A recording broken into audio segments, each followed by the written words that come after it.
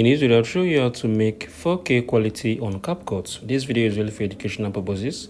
Make sure you watch what I'm going to show you in this video. Now, the very first advice I'm giving you is, if you love to use CapCut well enough, make sure you use the main version, right? Like the pro version of it is the best.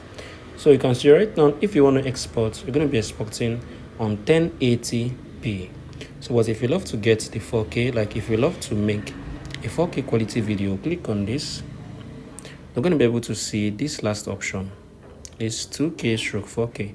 So you need to extend it till the end. You need to also extend all this to the very end. So once you're done, you're going to be able to click on this export. But remember, you can be able to do this if you are using the pro version. So I urge you all to get the pro version for you to be able to get or make a 4K quality video on CapCut. If you found this video helpful, please share your thoughts below in the comment section. Thank you for watching. I'll see you in the next video.